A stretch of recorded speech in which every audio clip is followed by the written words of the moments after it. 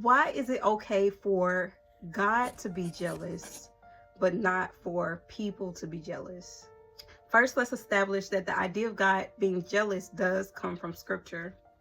In Exodus chapter 20, verse 5, it says, "You shall not bow down to them nor serve them, for I, the Lord your God, am a jealous God." And it says this in a lot of other chapters too. So this is the distinction. And this can be applied to a lot of things because there is a righteous and an unrighteous version of a lot of things. Anger could be another example. Or, for example, here, loving idols is unrighteous, but loving God is righteous. There is two sides to most things. So there's a righteous form of jealousy that even man can have, and then there's an unrighteous form of jealousy. God's jealousy is not sinful, and it's righteous because it's based in truth, and it's based in authority and rights and ownership.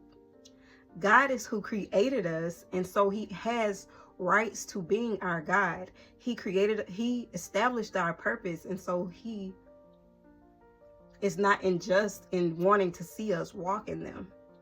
The jealousy that stirs up in God happens when we're attributing praise and worship to things that aren't as deserving as him.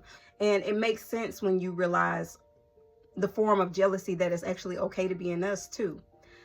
So the example would be, if you are a parent, it is okay for you to be jealous of your children's names for you. So if you're walking in the goodness and the fullness of being a mother and a father to your child, it would be strange and out of place to see them calling somebody else mom or dad when they're literally your offspring.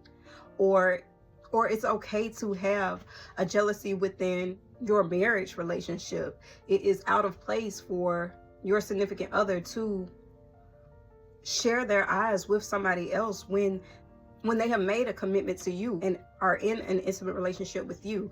There are things that we have the rights to be jealous over. If something is your property and it's taken from you, you have a right to see that thing restored to you. You have a right in a frustration of something not being in the position it's supposed to be in, and in the position of truth. There is a righteous and an unrighteous form of jealousy. In 1 Corinthians chapter 3, verse 3, it says, "For you are still carnal, for wherever there is envy, strife, and divisions among you, are you not carnal and behaving like mere men?"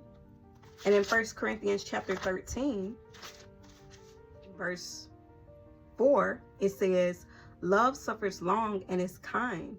Love does not envy. Love does not parade itself and is not puffed up." There is a jealousy that doesn't want to see the well-being of someone else. And there's a jealousy that knows what well-being is.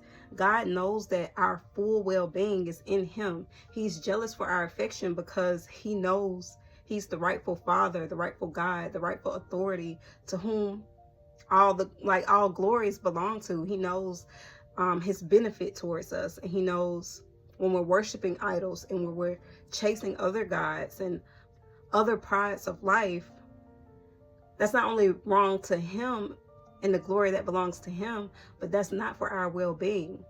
He literally wired us in certain ways. So a rightful jealousy in us towards our children or towards our spouse, that is a place of order, and that is a place of love and order that takes care of our well-being.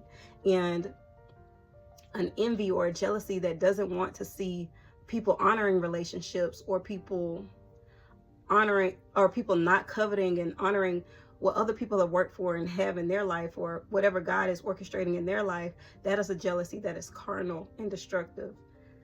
So that is why it is okay for God to be jealous, but not for man to be jealous. There's a righteous and an unrighteous form of jealousy. And we actually can be jealous in certain circumstances. And there's a way that God cannot be jealous, because he cannot operate in darkness. There's the jealousy that some people would leave people asking that question is not even possible for God. God has a right to jealousy.